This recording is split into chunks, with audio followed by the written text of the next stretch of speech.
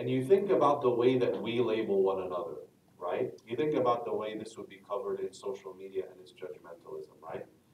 And the address might be, okay, the other verses say, Ya ayyuhalladhina amanu, O you who believe. Then this verse is going to say, O ya ayyuhal usat, O sinners, O transgressors. It could say, O you who have committed zina, O you who have stolen, O you who have done backbite. I mean, this is the label of these actions. These are what we bring upon ourselves when we fall into sin. And yet Allah subhanahu wa ta'ala says, what? قُلْ يَا عِبَادِ, O my servants. This is a great rahmah from Allah subhanahu wa ta'ala, that even when we transgress, Allah subhanahu wa ta'ala attributes and connects us still to Him.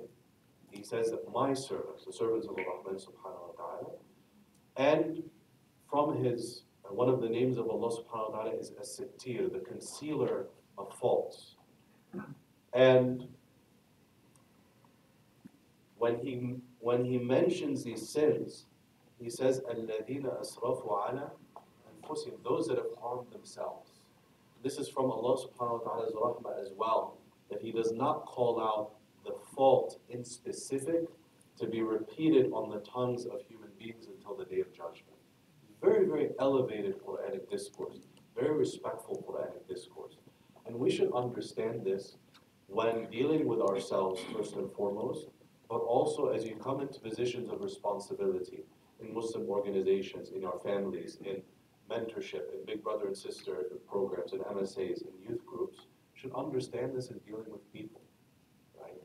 People fall into mistakes. We fall into mistakes.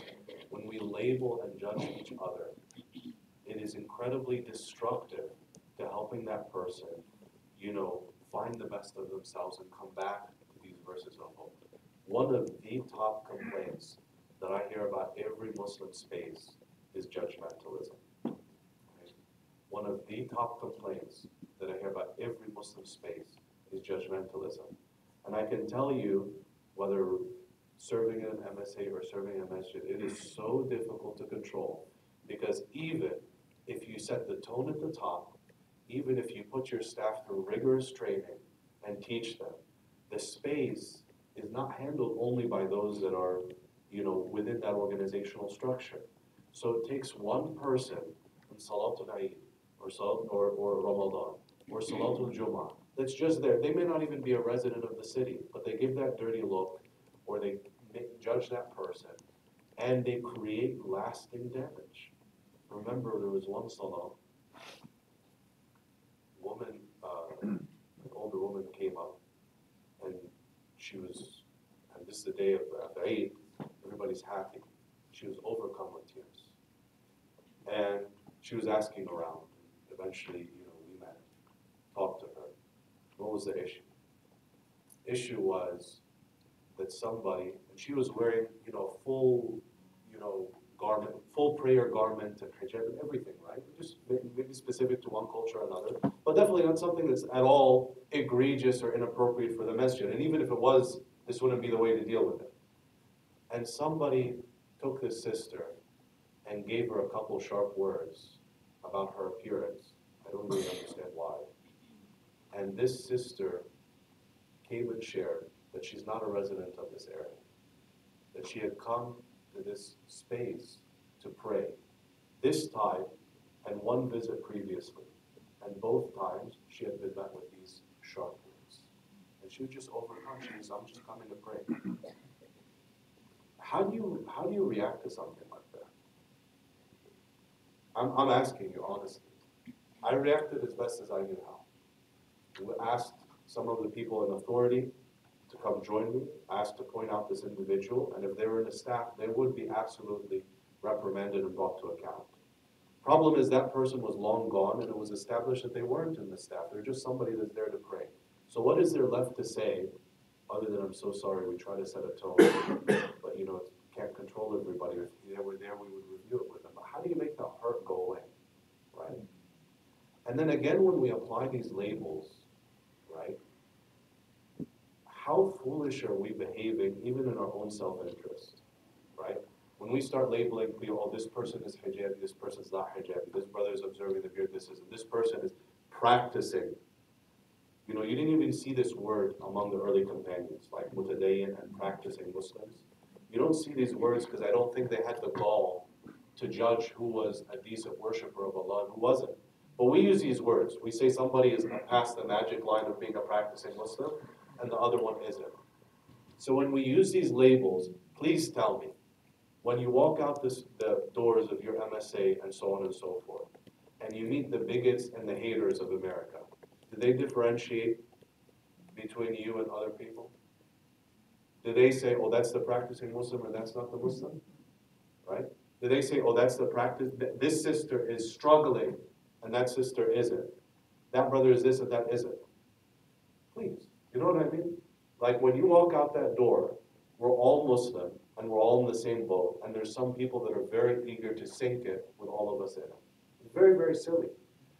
And you know, honestly, subhanAllah, this is a mark of division among, particularly among minorities, but among human beings. It's a dark part of human nature that Allah subhanahu wa ta'ala counters with the teachings of our deen. You know, in the history of this country, there's an issue of colorism, right? In the dark days of slavery, and even after slavery, as people of color continued to be persecuted, right? There's actually a story of a particular slave owner, right? A named slave owner, who would separate people of color, Black Americans, by those that were a little lighter skinned and those that were darker skinned. And the tale goes that the darker skinned slaves would be assigned to the field, and the lighter skinned slaves would be assigned to the house.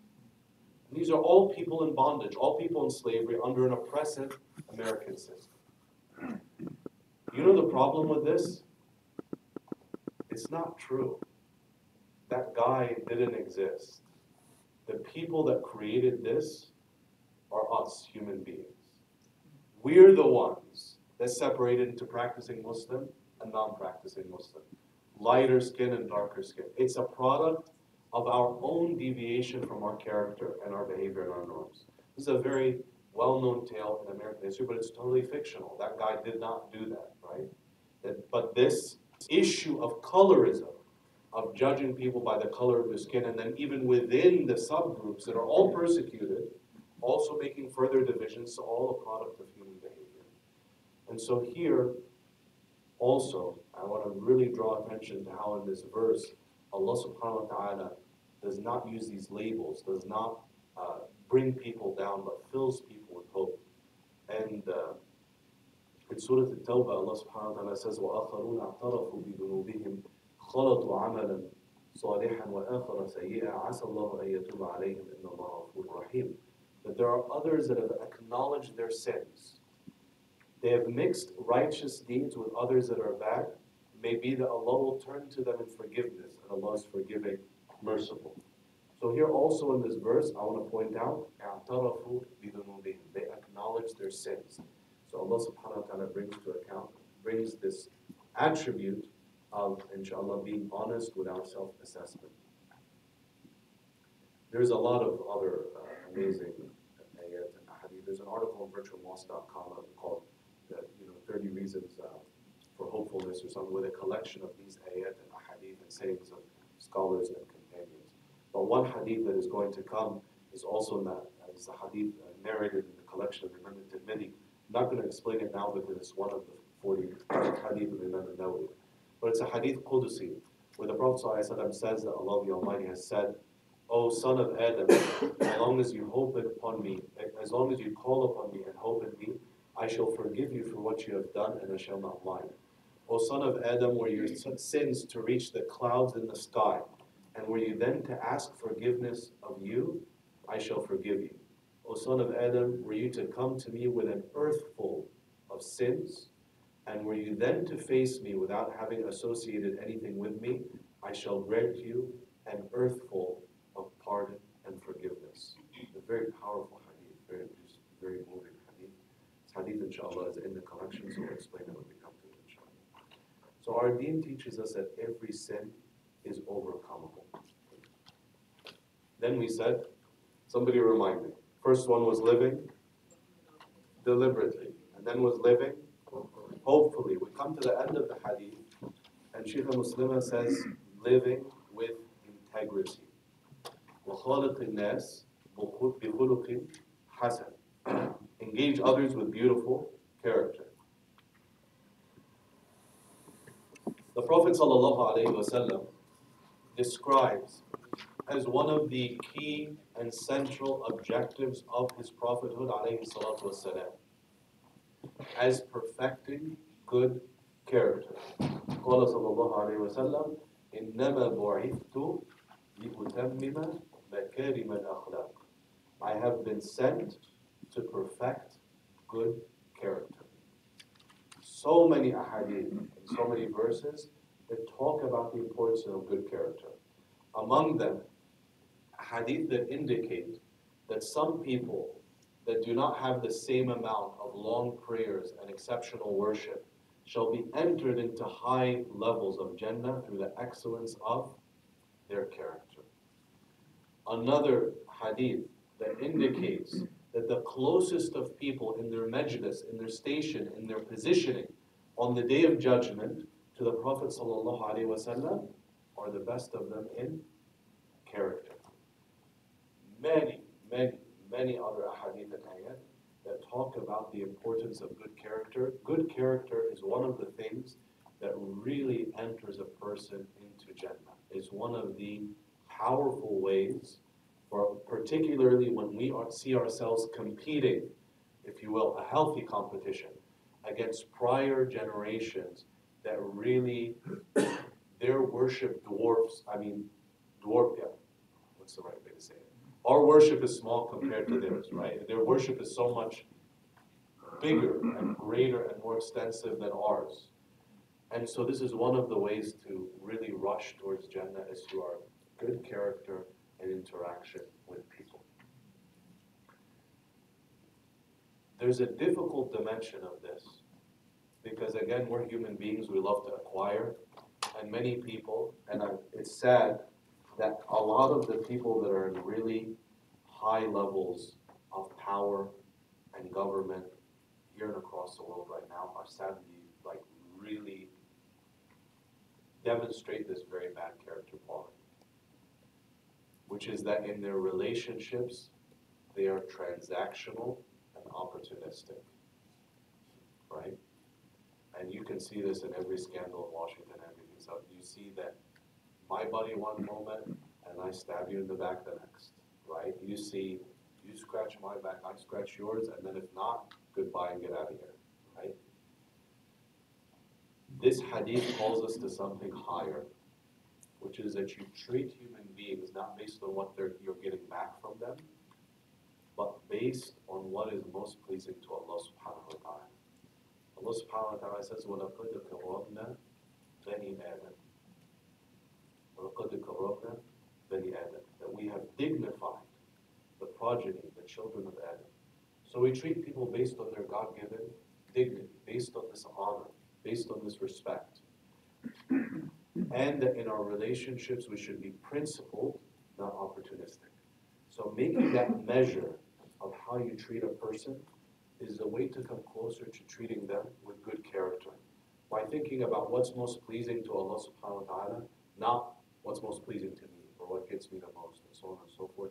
This really takes a person's relationships to another level. There's a lot more to say about that, but a lot of the hadith that are coming are also related to different aspects of good character, inshallah, so we'll talk about them then. I wanted to share with you a couple of books that I've been talking about previously. For those of you that are in youth groups or teaching or to read for yourself or with your family, these are really good references. This is the book Muslim Character, an American English translation of the book by Sheikh Muhammad al-Ghazali called Khuluq al-Muslim. Very, very nice summary of character,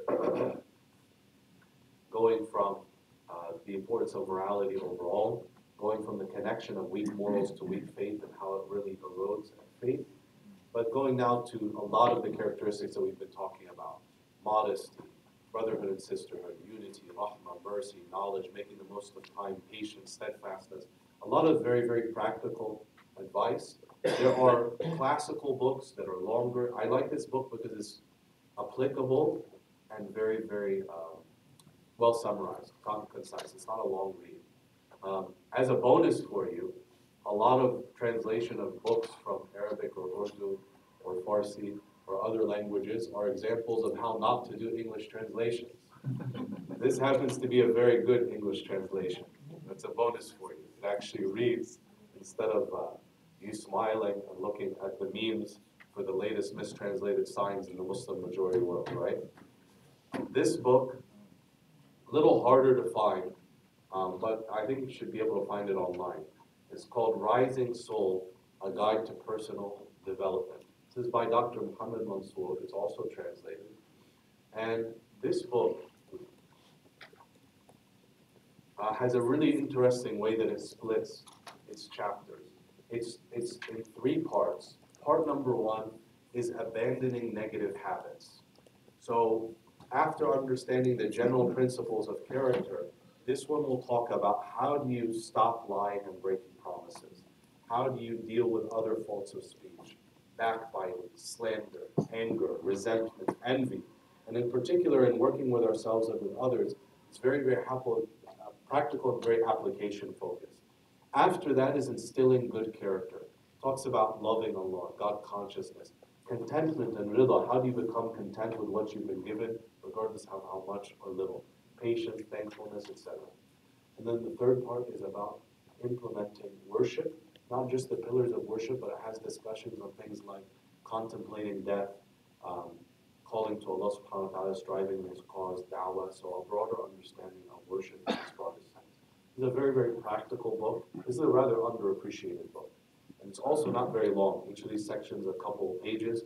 So if you're preparing a short talk or a lecture or you're enriching yourself, is a very, very nice. It's also nice for discussion circles, right? So for example, in a youth group, having a discussion about the faults of the tongue.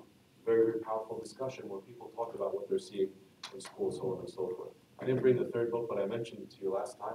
Islamic Manners by Sheikh Abdul Fattah Abu-Ghudda, great Syrian scholar of the 20th century. Also very, very good translation. Talks about the very specific manners, how to enter, how to treat elders, how to enter upon a gathering, manners of using the restroom, manners of eating and drinking. And so I would describe them in this order. This is more general, this is more applied in general, and then Islamic manners, very specific. And this is something very important. We talked last time about how in our times we have less and less examples of good manners in our public figures and so on and so forth. It's very important that we don't lose these Islamic manners. Any questions or comments before we move on? The next hadith is one of the very, very important hadith in our tradition. You use a term that I've heard a couple times, but maybe I've heard it out of context, but the tazkiyah. So how would you translate that? Tazkiyah is one of the pillars, one of the purposes of prophethood. Allah subhanahu wa ta'ala says, وَالَّذِي بَعْثَ فِي الْأُمِّيِّينَ رَسُولًا مِّنْهُمْ. He's the one who sent among the unlettered a messenger from among themselves that would do three things. يَتْلُ عَلَيْهِمْ آيَاتِهِ, recite to them his revelation. وَيُزَكِّيهِمْ, enable them to perform a tazkiyah, to purify them. وَيُعَلِّمُهُمُ الْكِتَابَ وَالْحِكْمَةَ, and teach them the wisdom and scripture. So tazkiyah is one of the purposes of prophethood. Tazkiyah means to purify. And the purification here is a spiritual purification and a moral and ethical purification. So tazkiyah is the path of personal development and of purifying oneself through spiritual refinement, through drawing closer to Allah subhanahu wa ta'ala and practicing good character. It's this umbrella of tazkiyah, personal development, spiritual refinement, that results in purifying the self. Great question. Other questions? Yes. The second portion which is to raise the value. One of the things I was thinking of is that you try to fix what you've done, but if that opportunity didn't pass, would doing sort of a related or even unrelated good deed cancel out? So Islamic regulations around at-tawbah and repentance. The sins that we perform sometimes can involve the rights of Allah subhanahu wa ta'ala, and sometimes involve the rights of people. So for example, if a person misses a salah, then there's a need for istighfar and tawbah, and you make up the prayer, okay? But also seek Allah subhanahu wa ta'ala's forgiveness. This is purely in the relationship of the servant with their Lord. But if the sin involves, I've been dishonest in some dealing, or I've been, done some harm that's harmed another person, part of the repentance is to right that harm as much as possible, right? So to return what was taken, give it back, right? The only time this doesn't apply is when it's impossible, like too much time has passed or so on and so forth, or it's more harmful, like performing backbiting to a person, you come to a person like, I'm sorry, I said this about you, and it's going to make more harm. That person, you try to compensate through general good, for example, making dua for that person, through doing general good, through contributing to charity and so on. But it should be mentioned that a person, when they do a wrong that takes a right of another human being, part of that tawbah is to correct that wrong, because you've taken that person's right. Only when that is not possible, or when it is more harmful, then you compensate as best as you can in general, because the objective is to bring no benefit. So practical examples are if a person pads the timesheets, was dishonest in the way they kept their employment records, right? Or did some financial injustice to their employees or so on. Really, you need to return that right, okay? And if that person is identifiable, or if you've been complacent in returning a debt or so on and so forth, you find them or their heirs and you give it back because it's their money. Only when it's not possible, in this case, in addition to making istighfar, you don't keep that money. You're going to give it to a general good cause and make dua for Allah subhanahu wa ta'ala to compensate that person, because you can't track them down or they're gone. But you're not going to say astaghfirullah and keep that, right? Because there's still that objective to right that wrong as much as possible. It's a big mistake that a lot of people make in tawbah, that when the mistake involves harming another person, you have to, part of the tawbah is to repair and stop that as much as possible, and to stop the behavior, inshallah. Any other questions?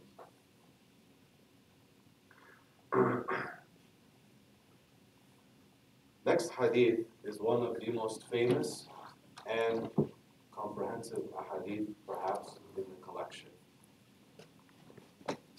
Hadith number 19. عن أبي العباس عبد الله بن عباس رضي الله عنهما قال: كنت خلف النبي صلى الله عليه وسلم يوما فقال لي: يا غلام إني أعلمك كلمات احفظ الله يحفظك احفظ الله تجده تجاهك إذا سألت فاسأل الله وإذا استعنت فاستعن بالله واعلم أن الأمة لو اجتمعت على أن ينفعوك بشيء لم ينفعوك إلا بشيء قد كتبه الله لك وإن اجتمعوا على أن يضروك بشيء لم يضروك إلا بشيء قد كتبه الله عليك رفعت الأقلام وجفت الصحف. رواه الترمذي وقال حديث حسن صحيح. وفي رواية غير الترمذي: احفظ الله تجده أمامك تعرف إلى الله في الرخاء يعرفك في الشدة واعلم أن ما أخطأك لم يكن ليصيبك وما أصابك لم يكن ليخطئك واعلم أن النصر مع الصبر وأن الفرج مع الكرب وأن مع العسر يسرا. Hadith is narrated in more than one collection of hadith, and the wording is slightly different but complementary and supportive. The first wording is due to at-Tirmidhi, where on the authority of Abdullah ibn Abbas, may Allah be pleased with him, who said, one day I was riding, meaning riding like a horse or a camel, behind the Prophet, peace and blessings be upon him, when he said, young man, I will teach you some words. Be mindful of God, and He will take care of you. Be mindful of Him, and you shall find Him at your side. If you ask, ask of God. If you need help, seek it from God. Know that if the whole world were to gather together in order to help you, they would not be able to help you except if God had written so. And if the whole world were to gather together in order to harm you, they would not harm you except if God had written so. The pens have been lifted and the pages are dry. In the narration from other Hadith Imams, it says, be mindful of God, you will find Him before you. Come to know God in times of ease, He will know you in difficulty. And know what missed you could never have befallen you, and what befalls you could never have missed you. And know that support comes with patience and steadfastness, and relief comes with hardship, with difficulty, and that with hardship comes ease. Okay? So very complementary, very similar meanings, but slightly different wordings, inshallah, that support one another. I ask you for a moment. So kind of a lightning round. Okay? So turn behind you, in front of you, to your side, to a partner. Tell me, what do you learn from this hadith before the quotation mark comes and the Prophet ﷺ speaks? What are some of the very important lessons that you learn from this hadith before the actual words of the Prophet ﷺ start? Go ahead, see if you can pull it out.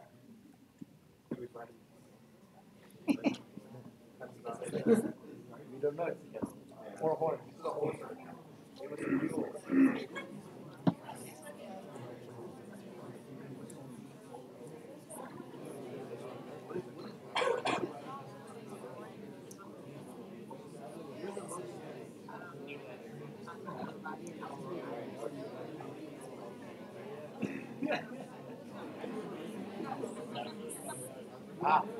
We know.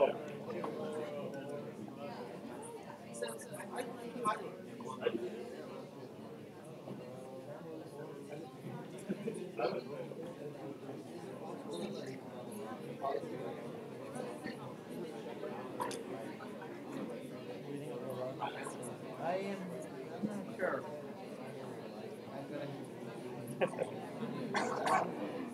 I know Ibn Abbas was really young. That comes after. That comes after, yeah. We don't know that from first verse. Well, you know that he was writing with the Prophet, and he was someone young. Like for him, for a young person to be in the company of the Prophet, that's a big thing. But that's not something. This point is before the. One day, one day I was riding behind the Prophet, and he was looking at the Prophet. But it's just the simple fact that he was with him in his company. Okay, let's go back together, inshallah. So what did you pull out? This is one of my unfair questions, I know. I'm kind of throwing you into the ocean and see what happens. That's why you're here. You're not here to get easy questions. What? Anybody pull out? What did you pull out from the So one thing we noted is it seemed like they are on some kind of a journey, traveling together, and as part of the etiquette, this companion is following the Prophet, not Yes. ahead or not even Okay. next to him. And we also don't see mention of any big names like Abu Bakr and Usman and Umar along with this journey. So Rasulullah is traveling, and this companion is a young person. He's with him, talking to him, approach. Okay. Great reflection, right? So the company, the respect that he had in Muhammad ﷺ, he is a young companion. What else did you know? I think the messenger of Allah takes the opportunity at any moment to impart some goodness to those who are dead. Notice that moment, Brother Fiaz, right? In our language, right, they're riding a car. What do we typically do when riding a car? That answers the question for you, right? That answers the question, right? Count license plates, listen to Allah knows what. Like, look at the moment that he's taking advantage of, right? Every moment, Prophet ﷺ wants to contribute value to the person in front of him. But also look at his age, right? Abdullah ibn Abbas, one of the great scholars of this ummah, when this hadith occurs, actually let's not talk about this hadith, let's talk about the rest of his life. There's an authentic hadith where the Prophet ﷺ says, Allahumma faqihhu fi d-din wa alimhu at-ta'wil. Imagine if the Prophet ﷺ made a dua for you. O Allah, grant him deep understanding of the religion and teach him the inner meanings and interpretation. And so he was named Tarjuman al-Quran, right? The translator of the Quran, if you will, because of his great knowledge of the Quran. And his commentary is some of the most valuable and extensive commentary we have from the commentary of the Sahaba on Al-Quran al-Kareem and his narrations of the Prophet sallallahu alaihi wasallam. He narrated 1,660 hadith from the Prophet sallallahu alaihi wasallam. 1,660 hadith from the Prophet sallallahu alaihi wasallam. And his nickname was the Ocean. Anybody know? That's an amazing nickname if you didn't know. Why is he nicknamed the Ocean? Ocean of knowledge, right? On the day when they prayed his janazah, Muhammad ibn al-Hanafiyyah, rahimahullah, actually the person that led the janazah, said that on this day, the best man in the ummah has died. Like he considered him the best person in the ummah at the time of his death. I say all of this why?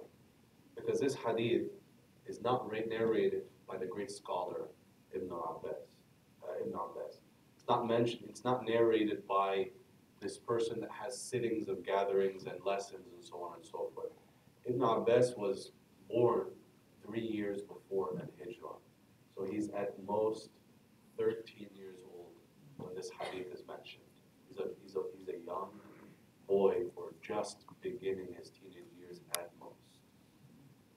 Mention that to you because both how the Prophet ﷺ took advantage of this moment. This hadith is so vast, right? And it's coming, if you will, during downtime. This isn't like, if Ibn Abbas didn't share this didn't happen in the Masjid al-Nabawi during the Friday night halaqah or during the Saturday morning class, right? This is straight up downtime. Yet this incredible hadith comes to us from just this blessed, beautiful moment of companionship with the Prophet sallallahu alaihi wasallam. Prophet alayhi salatu wasallam also, we learn from him how we should treat children from this and many other stories. So Ibn Abbas radiallahu anhu, very young child this time. Ali ibn Abi Talib, when he accepted Islam, he's about 10 years old, right? So certainly other people are laughing at what's up with these kids, right? What are these kids going to do? Like these are the attitudes in our societies, right? And yet the young girls of Al-Madinah, the Prophet ﷺ took time and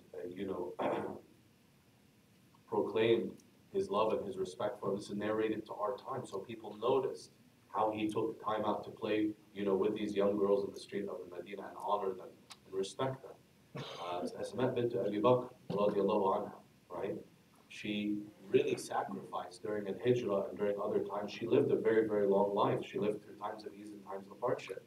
But during the early stories that you learn from her, right? When she's pregnant right at the end of, right at the Hijrah, she's pregnant with whom? She's pregnant with what great companion? Asma bint Abi Bakr, the daughter of Abu Bakr, is pregnant with what great companion that would later be killed in Mecca through great oppression and wrongdoing? Abdullah ibn Zubayr, radiallahu anhu, the son of Asma bint Abi Bakr with the companion is Zubayr ibn al-Awwam. Okay? I'm pointing also out why. Because when she's doing all this incredible stuff, right? When she is smuggling food, the whole future of Islam is resting on her shoulders and the shoulders of Abdullah. Because she is bringing food to her father and the Prophet ﷺ, who are on a hijrah with a bounty of millions of dollars on their head. And she's not saying, I'm pregnant, Abdullah will take care of it, right? I mean, which would have been totally normal and fine for her to say, but that's her eagerness to serve this deen. So I'm emphasizing to you that these people that the Prophet ﷺ dealt with, they were 10, 12, 13, 15, 18, 20, like the same age when people are just don't have a care of life but ourselves. When our society is talking about us and enjoying this and that and the other, this is when these people were building this. Sayyidah Aisha bint Abi Bakr, radiallahu anha, she was rather young when the Prophet ﷺ, died, right? And she lived some years later and was one of the greatest scholars, if not, some scholars consider her the greatest scholar, number one among all the Sahaba, right? But when did she learn all that knowledge, right? She says that I memorized 100,000 lines for the poet Umair, and that is the least of any poet that I know. So that's poetry. She's the second most prolific narrator of Hadith. She memorizes the Quran al-Kareem, and she's one of the top fuqaha of this ummah. Her opinions are still cited to this day. When did she learn all that? Wasn't a USB downloaded to her mind. Seriously, like this is what shaitan makes us believe, right? During these early years, she's a sponge, absorbing all of this scholarship, using this magnificent mind and ability that Allah subhanahu wa ta'ala granted her, right? She was learning this when she was with the Prophet sallallahu alaihi wasallam, this house, not just knowledge of the deen, but knowledge of culture, knowledge of the Arab, knowledge of society as well.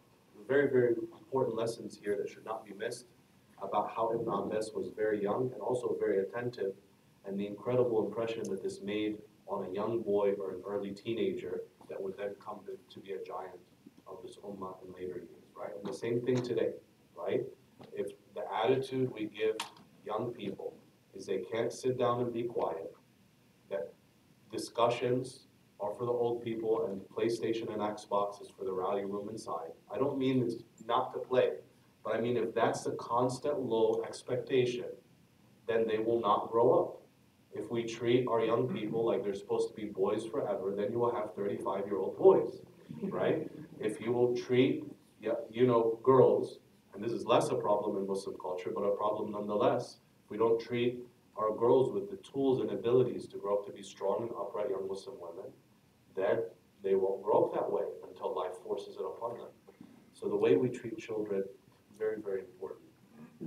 For those of you passionate about this topic, I hope to offer this at IR one day, but there's too many good things to talk about. There's a very powerful series by Dr. Hisham al-Awadi, A-W-A-D-I in English, called Children of the Prophet, Around the Prophet, sallallahu alaihi wasallam.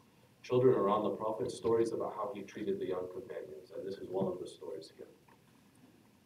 The beginning of the hadith, we can look also at this hadith in terms of three major themes.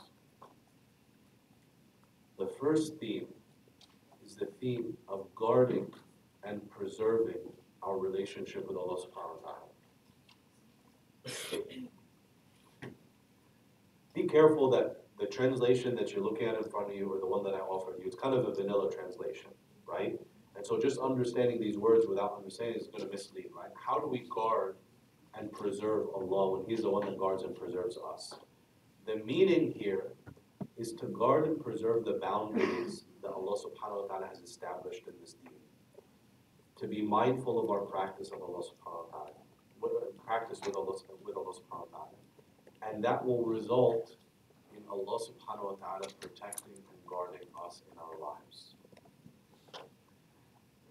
This meaning comes in the Quran al-Kareem in Surah Al-Baqarah. يا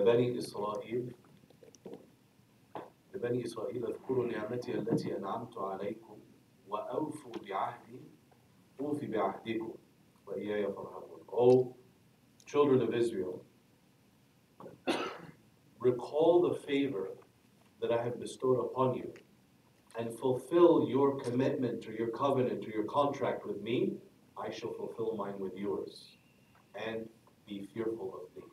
So here Allah subhanahu wa ta'ala indicates that a person's goodness and honesty and integrity with Allah subhanahu wa ta'ala results in Allah subhanahu wa ta'ala's protection and guarding of the believer in this life and of course also in the hereafter. It should be mentioned that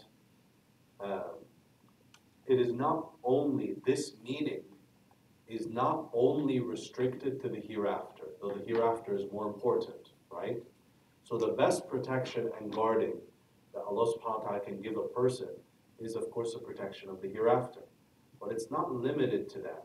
And this comes directly in Al-Quran Al-Kareem in Surah Al-Nahl, Surah number 16, verse number 97, that whomever does amal salih, good deeds, male or female, while being a believer, فَلَنُحْيِيَنَّهُ حَيَاةً طَيِّبًا, that we shall give them a good life.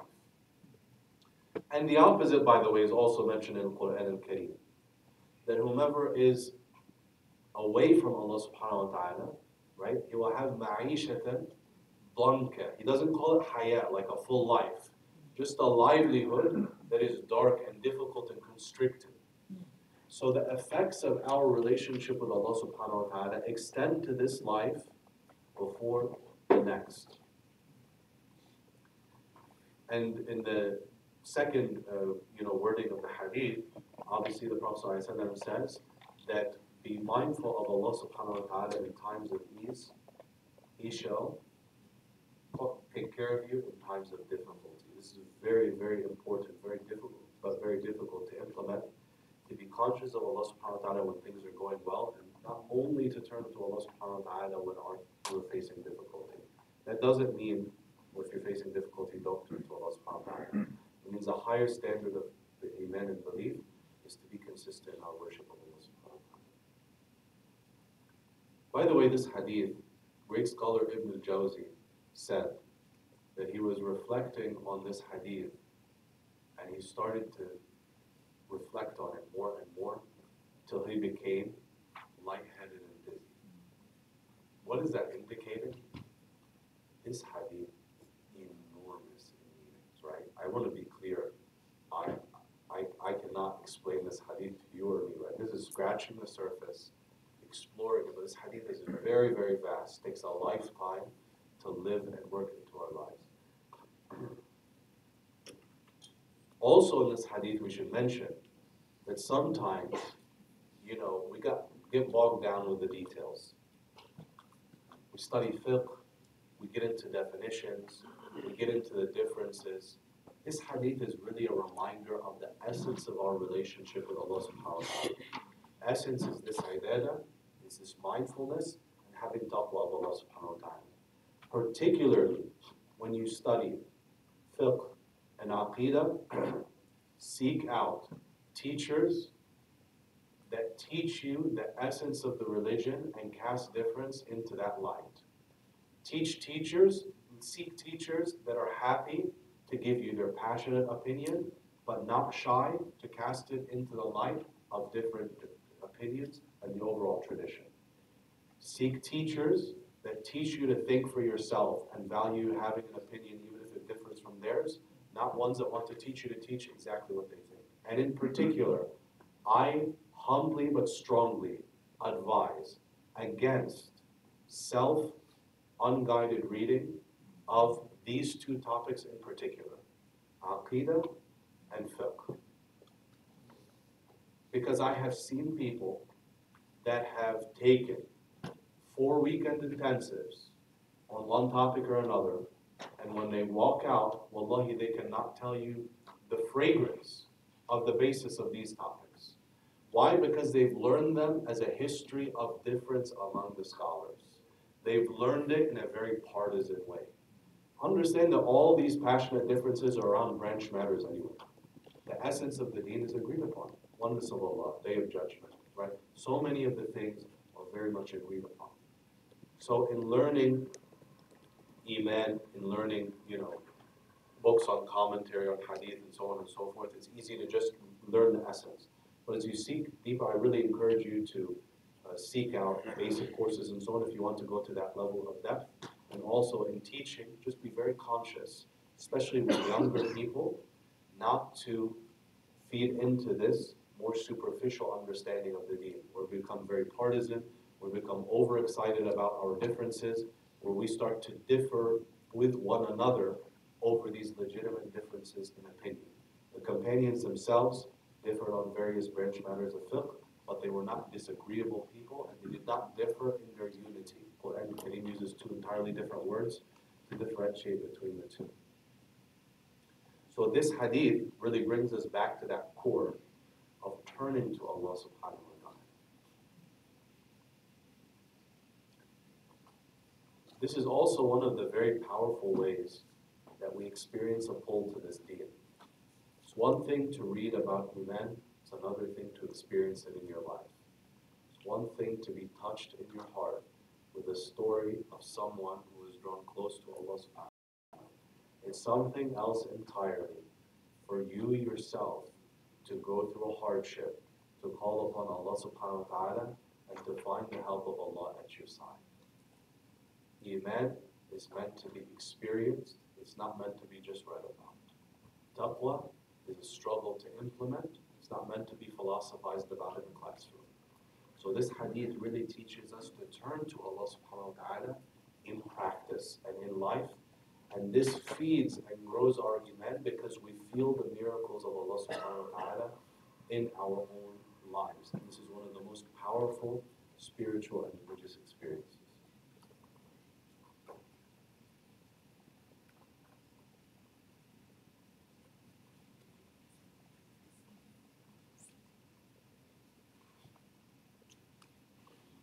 The second part of the hadith talks about that when we ask of Allah, and when we seek help from Allah subhanahu wa ta'ala. Emphasis here is on Allah subhanahu wa ta'ala's giving, and that He wishes us to ask. Every other person, every other being, every human being that you deal with and so on, they hate when you ask.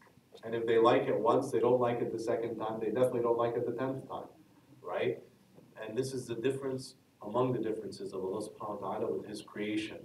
Allah is al-Hayy al-Kareem. He is the one that is most generous, and He hates to turn away His servant when they raise their hands to Allah subhanahu wa ta'ala with nothing. This comes in the hadith of the Prophet sallallahu alaihi wasallam, the hadith of Salman. So if we want anything in life or hereafter, we should seek it from Allah subhanahu wa ta'ala. We turn our attention to Allah subhanahu wa ta'ala in everything that we do. We spoke about this extensively in the hadith about tawakkul in our earlier discussion about dua. So I will postpone some further discussion, inshallah, to other hadith. Just remember to make the connection. But this center part of the hadith talks a lot about dua, talks a lot about Allah's giving, talks about Allah subhanahu wa ta'ala's generosity and His karam, that He's the source of all help. This does not mean that we don't seek help from human beings. It means that when we take material means to work with other human beings, that our true reliance on our hearts are attached with Allah subhanahu wa ta'ala Himself. Okay? You don't go to your professor and you say, well, I'm having trouble with this problem set, but my reliance is on Allah, so I know you're useless and you can't do anything anyway. But I want to ask you this question. No, the idea is, this is from your means. By the way, this is very humbling, because when we say, la hawla wa la quwwata illa billah, there's no change in state or gain in strength except by Allah's permission. Sometimes the same means don't bring the same results for every other person. And this is Allah subhanahu wa ta'ala's wisdom and how He differentiates among people. You see, Bismillah, mashallah, Allahumma la hasad, Allah bless them. You see people, you pick up a book on good health habits, and you see how they eat, mashallah, they're the opposite of everything in the book, right?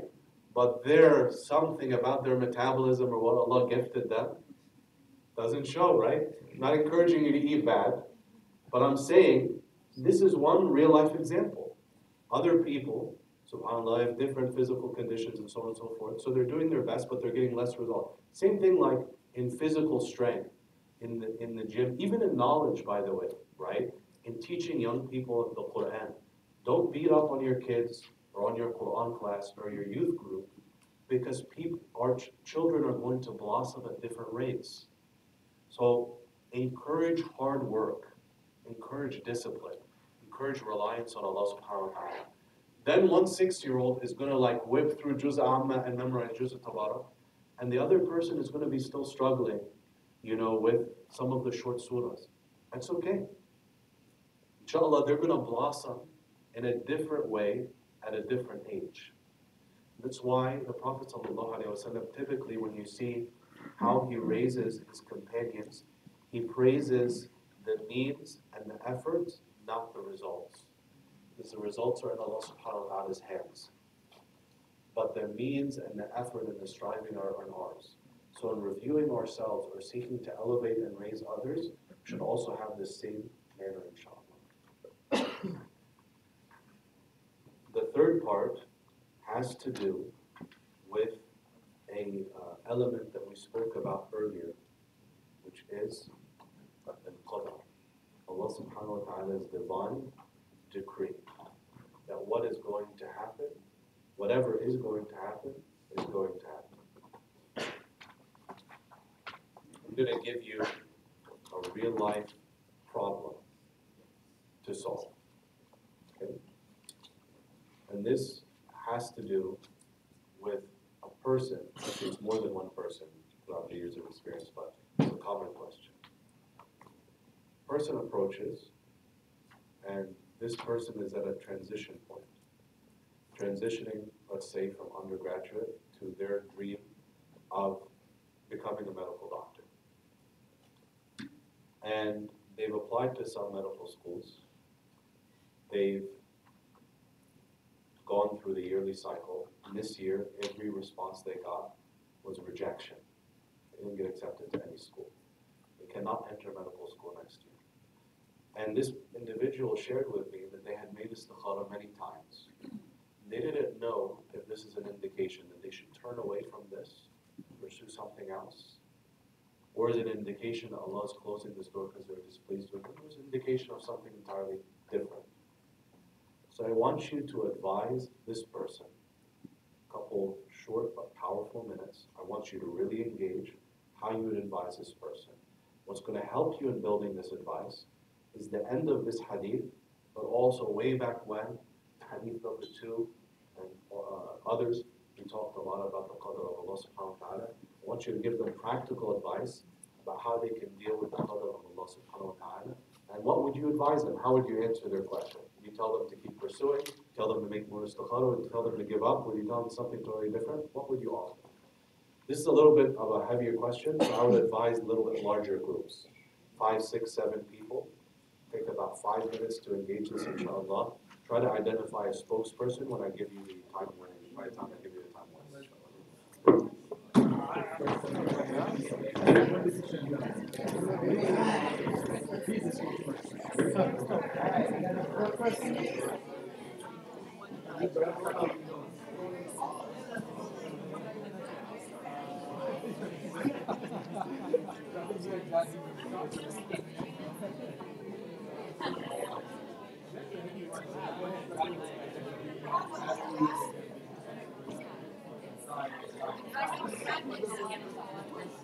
Obvious problem is color. No one knows what it is. That's you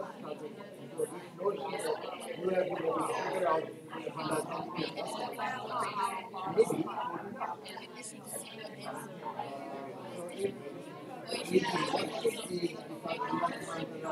So this notion that you have to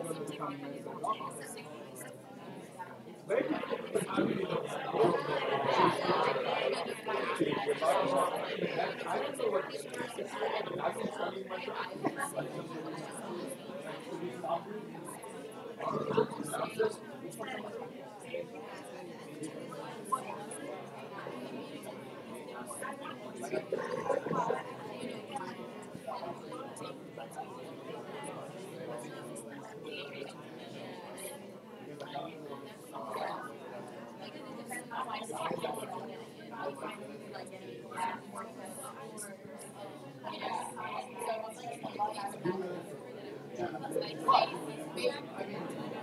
if you're not applied for medical school, you're not going to get it. But there is the way you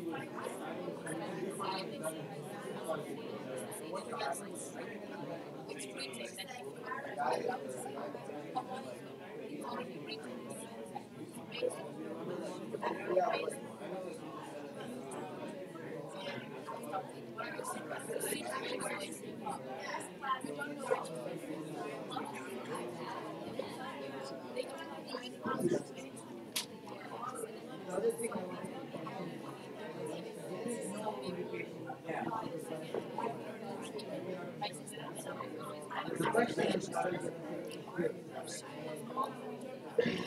I guess my answer to that is all depends on which die of the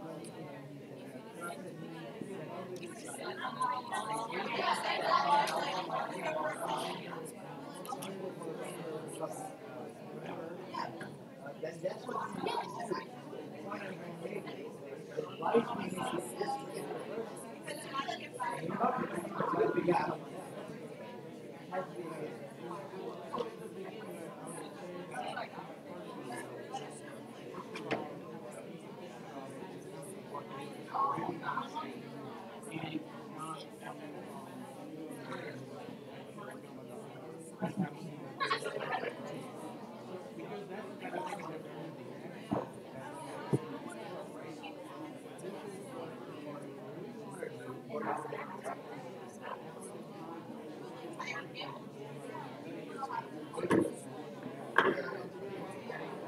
have one more minute, inshallah. Please select a spokesperson that hasn't shared yet today.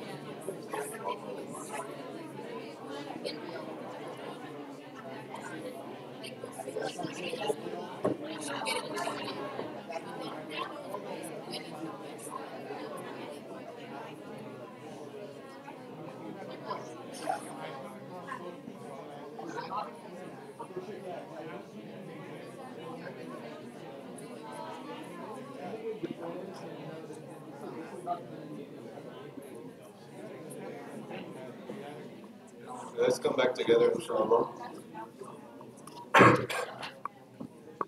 Who can give me a short, concise answer, preferably someone that hasn't shared something today, inshallah, from what you discussed in your group?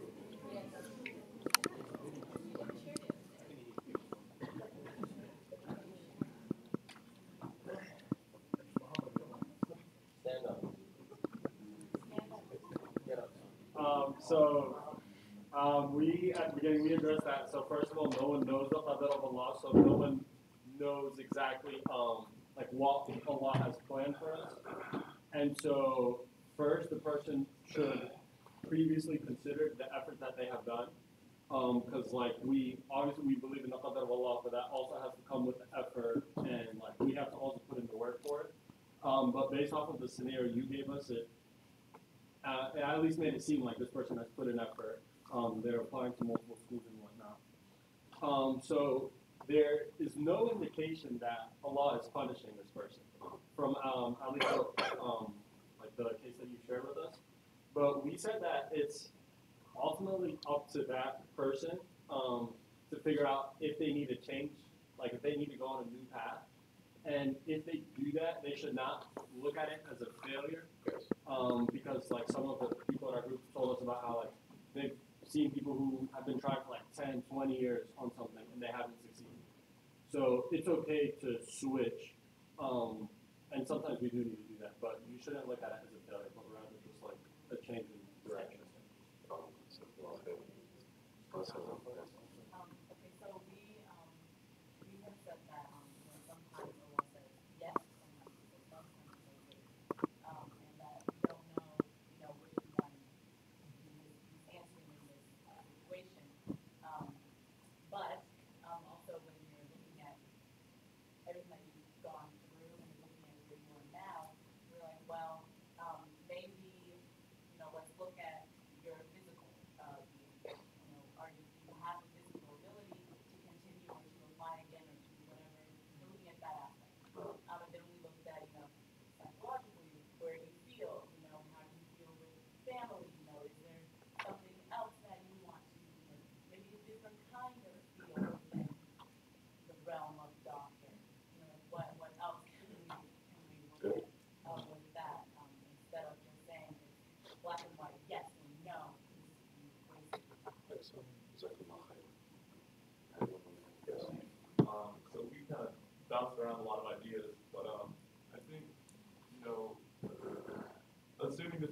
steadfast in their faith and is surrendering to Allah, we were talking about he should evaluate why he wants to be a doctor, because when you get rejected from something or you face an obstacle, it's always going to be some sort of sign, right? From Allah, so evaluating why he wants to be a doctor and understanding if his intention was maybe pure or not. And if he feels his intention was pure and that's the only way he can best serve Allah, then he should pursue forward.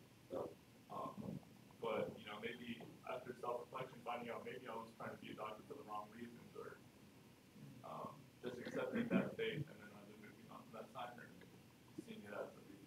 Jazakumullah khair. One last comment. So we spoke about, having an open mind to be willing to consider different avenues. Because sometimes a person thinks that they want something, but it could either be that the timing is not right. Maybe later on in life they will apply again and need something when they're more prepared to be in the medical field. Or it could be that this is just not suitable for the person altogether, and also not as a decline for this person.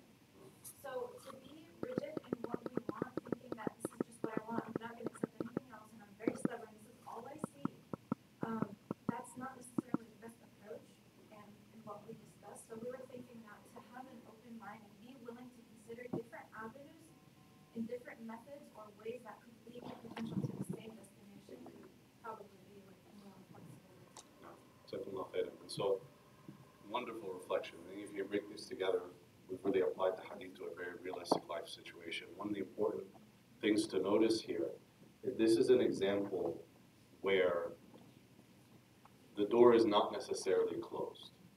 So there is a judgment call here to make. That judgment is ultimately the person's. So if you're being sought for advice, you want to be very aware, because that person, sometimes people do ask for a decision. Well, should I marry this person? Should I do this? Should I take this job? You want to be very aware to reinforce that person, but make them remember that they have the ability and tools to make this decision for themselves. You want to give them the tools, not take that opportunity to go make the decision for them, because you're not in the position to be able to do that accurately, right? This isn't a clear halal haram thing. It isn't clear what the best decision is, and so the only one that can make that judgment is theirs. So I noticed, mashallah, in these groups, you really assume that role very well. And you want to help that person have hope. Inshallah, first of all, a lot of medical professionals go through exactly this path, right? So that door is a long way from closed with the way I've described it. But it is an opportunity for introspection and reflection. Do they have the financial capability? Do they have the morale? Do they have the ability to put up with another year cycle or do this and that? And a lot of people do, but people's circumstances can differ. You want to make sure that that person is not angry or upset or frustrated when they're making that decision. If so, you want to bring them consolation and revisit it after they feel better, right? But a big mistake,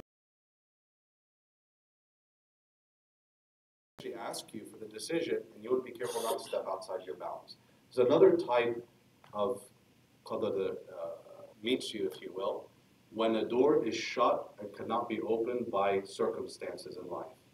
I knew a brother, subhanAllah, he was a very thin build, right? And he put in his mind that he really wanted to be one of the first Muslim police officers, and it was like a life mission for it. He would be ethical and represent Islam well. And people made so much fun of it because he was very small, very thin build, right? And this brother, like I said, la hawla wa la quwwata illa billah, like some people are naturally bigger and stuff. He put in so many hours in the gym and worked so hard and built physical strength and studied this and went to the police academy. And the people in the academy were talking about how he was the best student there. And subhanAllah, during one of the last exercises, it's like just a physical, I don't remember if it was wrestling or boxing or something like that, that's just kind of a practice thing. Just the right angle on the knee causes a catastrophic injury that should be recovered. He did not respond well to treatment. Treatment after another and so on. SubhanAllah, his physical state precluded him from ever getting through the police academy. It's a very big test from Allah subhanahu wa ta'ala. But you see the difference there, right? And here, again, don't read into the text what we don't know. We know that Allah has a wisdom in this, we don't know what, right? When a person's loved one is going, we want to bring consolation, want to give condolences. Allah has a wisdom, but don't make the situation worse by reading your own guess at the wisdom. We don't know. Allah knows, and we don't know. But you want to remind someone of those foundations of deen, because if they pull from that, they're going to get strength. One of the American Muslim leaders, mashallah, recounts her own story. She says, mashallah, she does observe hijab, so she's visibly Muslim. And she really excelled in school. This is her talking about her own story. And she got a very, very prestigious position that required kind of a background check and clearance with the U.S. Department of State. Then she hit the Islamophobia machine, right? One bogus nonsense, this is something that a lot of Muslims go through, but one bogus nonsense excuse after another, no good reason, no acceptance, no denial, just no man's land. And all of these people that had underperformed her were going off to this very prestigious job that she had gotten, and she's sitting there waiting for this acceptance that never came. Very, very frustrating and very unfair. And it's 100% in her right to fight that and work at it, but sometimes injustices last and occur for a wisdom that Allah subhanahu wa ta'ala has, right? So I'm not talking about not fighting the decision, but you may not change the decision. Sometimes the area around you is unjust or wrong or whatever. But subhanAllah, what's the wisdom that happened, 10 to 15, 20 years ago, right? She founded one of the most powerful advocacy and research organizations for American Muslims and changed the face of research for American Muslims in the United States. So looking back, could you say that maybe Allah allowed this injustice to occur for this wisdom? Sure, Allah knows best, right? But that's always clearer in hindsight, right? It's very difficult to see in the moment. So this hadith is very, very powerful in helping us attach to that broader wisdom when we don't know what the specific reason or wisdom might be. But we know Allah subhanahu wa ta'ala is there, okay? This is very important in times of death, times of illness, times of tragedy, times of tradition. This hadith is, transition, excuse me. This hadith is very, very, very powerful, but also demands a lot of the self to really bring to bear in times of hardship and difficulty. I want to, so the end of the hadith, connects to the verse in the Quran, that we shall surely test you, that this life for the believer has difficulty lying ahead, has hardship, and we learn a lot from this hadith. Inshallah, I want to close with a couple forecasts and a couple announcements. First of all, next hadith, should I leave you on a cliffhanger? Yes. Next hadith, I think, is one of the most, this is just my personal opinion, I find it to be one of the most terrifying hadith for me personally. It's hadith about al-haya. I don't mean the hadith is scary or a threat. It's a much broader meaning than that. But the hadith talks about the importance of a characteristic that is a key part of Iman, and when it is absent, Iman follows shortly after. So this characteristic is so important that in a number of hadith and texts and scholarly statements, that it is said once you lose this, then Iman goes out the door right after it. Very, very important, very underappreciated. And this characteristic is also, very important because some people are gifted with this haya, and children have a lot of haya. But this is a characteristic that can be acquired, but it can also be what? It can be lost. And a lot of what's around us causes us to lose this characteristic. So Allah gives us a feeling in our hearts that protects us against sin or avoiding obligation. But if you mess around with it enough, what happens is that the heart doesn't move anything anymore. So you're in the darkest place and you don't feel a thing. That's the outcome of losing hayat, which is why this hadith is very, very powerful. I have a practical discussion about some elements of entertainment, Hollywood movies, etc., to talk about how does this impact hayat. The next hadith is really interesting. The companion comes to Prophet ﷺ and asks him, tell me something, like a few short words, that I'll never have to ask anybody after you, right? So he wants a cliff notes of Islam, if you will, right? And it's a very short but powerful statement of the Prophet ﷺ makes. A couple announcements, inshallah. After that, by the way, we'll have at least 3 hadith next time, is a stairway to Jannah. Prophet ﷺ talks about how to ascend, inshallah, and find a place in Al-Jannah. Couple announcements. First of all, tomorrow, inshallah, at 3 o'clock, we have in the cafe downstairs, we'll be greeting, inshallah, some non-Muslim guests from area churches that we're building a relationship with as part of the Wake County Sponsors Program that Brother Glenn Silver shared with us last time. I gave you guys a heart-to-heart last time, right? All right? I said we need people to show up, and one thing I want to bring to your attention is right here, right? So we've been talking a long time about women's inclusion, convert brothers and sisters, seniors, right? Among other groups, that is our space being inclusive enough and being welcoming enough. Philosophizing in a room about what that is good, but it's part of it. Going out and meeting people and asking them, is this important to you? How can we help you? Gives you a perspective entirely different. So what you see here actually is after surveying the entire community, but also looking specifically, for example, at women's feedback on the masjid facilities. You know, our masjid maxes out during Ramadan and Jummah. So if you come during daily prayers, men and women pray downstairs.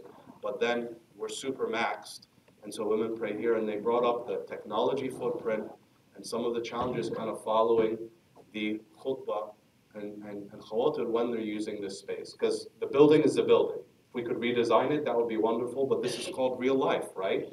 Actually, if any of you are bothered enough by this, please help us raise $25 million and we'll rebuild an entire building with a different footprint on Page Road. But in the meantime, we need to deal with what's there. So what you see actually, and I just want to show you the power of this listening. There were two themes that came back among others. Number one was the technology footprint and how it felt disconnected from the space when women were praying up here. Number two was childcare services. Okay?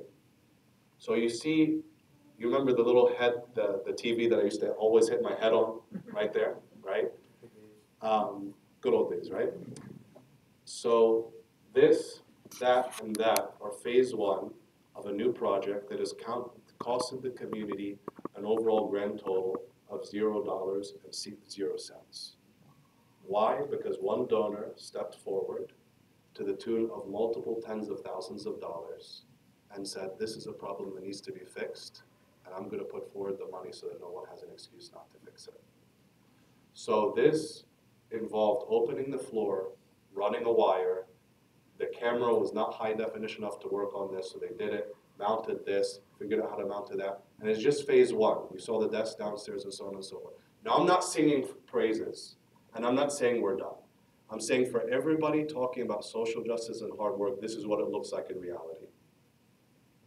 It's much easier to talk about it on a convention stage, and it's important, but local changes is how it works. You have to use the resources you have, and so on. So as long as this community is waiting on me and Imam Muammar to go house to house and listen to everyone, we'll go at a snail's pace until the day of judgment. So part of this Wake County sponsors work is to train brothers and sisters, and I see a lot of high potential here. How do you conduct a one-on-one relational meeting? How do you sit down with somebody who's angry at your organization, upset, and control your emotions to have a listening session to make it about them and not about you? How do you show genuine concern and interest in people's things? How do you fundraise? How do you do real advocacy? How do you advocate for change on a time scale longer than a political campaign or a protest or even an election cycle? So these skills are things that we want to train, inshallah, at least 50 leaders across the region. It's not unique to IAR. We're also working with the Lighthouse and other organizations. And if you are looking for a way to get involved and you have these capability, I could not push you strongly enough because these skills would be applied within the Muslim community. This is an example of applying it within the Muslim community, listening within the Muslim community, but also, inshallah, building relationships outside. In addition, inshallah, I think Sister Zainab had an opportunity that was coming up. Am I right? Yes, I do. There is a first of its kind conference where we are trying to give the presenters